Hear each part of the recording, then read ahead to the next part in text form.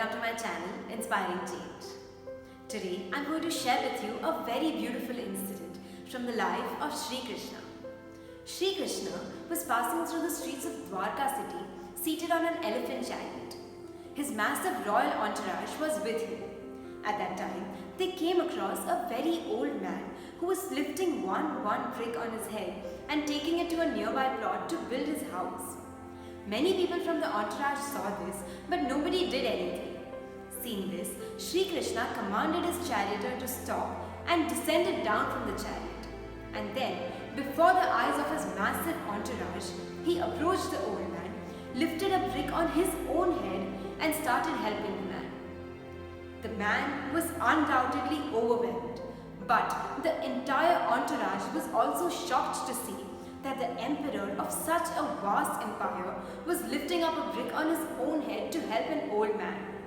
Seeing this, they immediately rushed to the spot and started picking up bricks themselves too.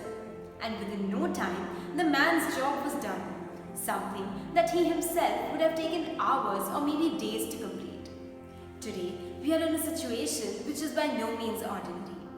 Recently, someone was telling me that only 20% of his workforce have stayed back in the city.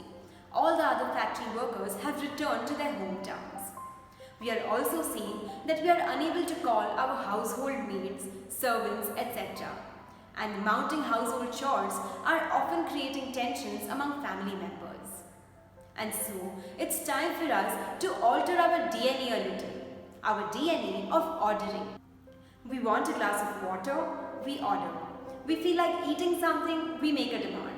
We want a file, we call for it. We want a check to be deposited, we order our office boy.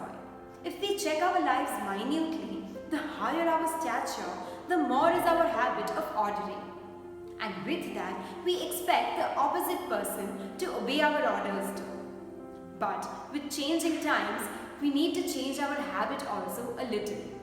Why so? Let me give you an example. In the Mumbai local trains, there are more arguments, clashes and fights in the ladies' compartment as compared to the gents' compartment.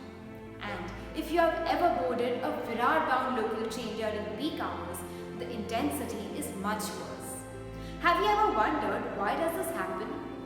While people often mock the ladies' compartment for such behavior, the reality is that most of these women come from middle-class families where they don't have any other additional help at home. It's a one-man army. They have to rise up early, finish all the household chores, cook for the family, take care of kids, prepare their own tiffin and then battle the train rush too. While the men simply have to take care of their tasks and travel to work. As a result, the stress levels which build up inside a woman's mind are much higher than she can tolerate. And thus, the tiniest incident is enough to unnerve them. We must understand the psychological aspect because more and more people are under an emotional strain today. The tolerance power of people today is much lesser than what it was before the lockdown. The lockdown has caused frustration, anxiety issues, sleepless nights, bitter arguments among family members, and a significant increase in domestic violence. Maybe your maid may not be as accommodative as she was earlier, or she may demand a higher price for her job.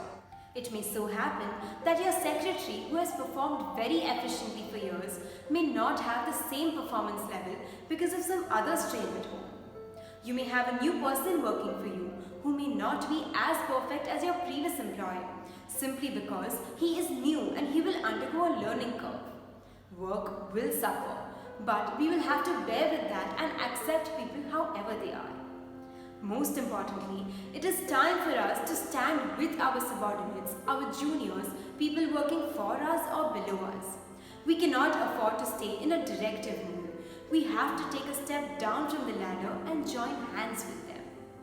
Like Sri Krishna, if leaders start joining hands with people below them, then our companies, our organizations and our families will spring back to normalcy in no time.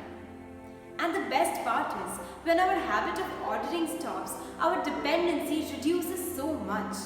Because there's no chance of a task remaining average or incomplete or a project getting delayed when it's in your own hands. So, the stress that arises because of a job not done well also become zero. And this puts a full stop to so many minor tensions that disrupt our mental peace.